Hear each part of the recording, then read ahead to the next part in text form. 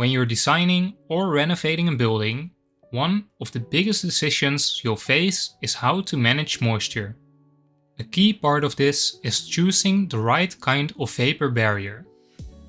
You've probably heard the term before, but not all vapor barriers work in the same way. Some are designed to stop water vapor completely. Others let it pass through, just slowly enough to prevent problems.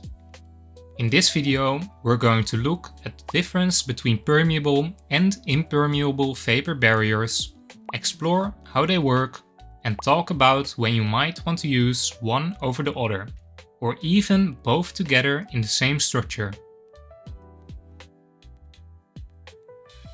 At its simplest, a vapor barrier is any material that resists the movement of water vapor through a wall, roof, or floor assembly. It's there to keep moisture under control, not necessarily to block it entirely, but to guide it in the right direction, at the right rate, depending on your building's needs.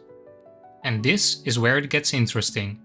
Not all vapor barriers actually block vapor. Some are what we call vapor retarders. They slow down vapor movement without stopping it completely. Others are virtually impermeable, offering a total seal. That brings us to the core distinction in this video: permeable versus impermeable vapor barriers. Permeable vapor barriers allow some moisture to pass through. Materials like smart membranes, breathable wraps, and certain insulations fall into this category. They are especially useful in buildings that need to dry out over time, or where vapor might come from multiple directions depending on the season. On the other hand, impermeable vapor barriers are designed to stop vapor dead in its tracks. Think of polyethylene sheeting or foil-faced insulation. These materials are highly resistant to moisture diffusion and are often used in colder climates to keep indoor moisture from migrating into the wall cavity and condensing on cold surfaces. So, how do you know which one to choose? The answer depends on where you're building, what kind of structure you're working with, and how the rest of the building envelope is designed. In colder climates, vapor tends to move from the warm interior of a building toward the colder exterior. This means that moisture generated inside by cooking, showering, or even just breathing can migrate outward. If it hits a cold surface within the wall and condenses, you're looking at potential mold, rot, or long-term damage. In these situations, an impermeable vapor barrier is often used on the interior side of the insulation. Its job is to stop warm, moist indoor air from ever reaching those cold, vulnerable layers inside the wall. But there's a catch. If any moisture does get into the wall, maybe through a leak or poor installation, it has nowhere to go. It gets trapped, and that's when problems begin. Now, let's move to the other end of the spectrum.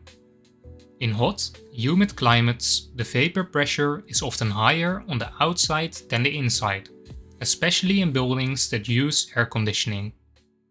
That means vapor is trying to move inward from the warm, damp exterior. Here, using an impermeable barrier on the inside of the wall can actually make things worse. Moisture moves in, but then hits the barrier and condenses. That's why, in hot, humid environments, vapor control is often placed on the exterior side of the assembly. Or better yet, materials that allow some degree of vapor permeability are used to help the wall dry in either direction, depending on conditions. In many regions, climates shift with the seasons. Some months are cold and dry, others are hot and humid. Vapor movement can switch directions. In these mixed climates, choosing a single direction vapor barrier can backfire. That's where smart vapor retarders come in. These are materials that can change their permeability based on humidity. When humidity is low, they act more like barriers, and when humidity is high, they open up, allowing vapor to pass through and dry out. It's a dynamic solution that gives buildings more flexibility, especially when you don't have consistent conditions year-round. Older buildings were often built to breathe. They used vapor open materials like lime plaster and solid timber that could absorb and release moisture naturally. When renovating these types of structures, installing an impermeable vapor barrier can cause major issues. You risk trapping moisture inside walls that were never designed to stay sealed. In these cases, breathable or vapor open materials are usually the better choice. They maintain the original building's ability to handle moisture passively, while still offering protection.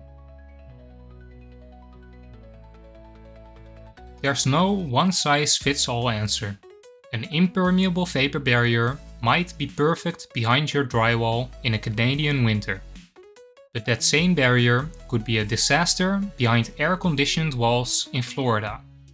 And in a London loft with exposed brick and timber, you might want a vapor retarder that lets the structure breathe, while still managing condensation risk.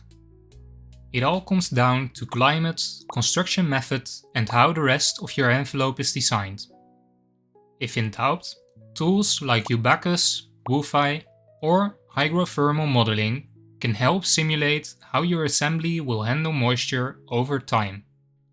Understanding the difference between permeable and impermeable vapor barriers can mean the difference between a dry, durable building and one that silently rots from the inside out. If you want to dig deeper into how vapor permeability works, check out our previous video where we break down the numbers and explain the science behind it. Stay informed, stay inspired. TimberTalk.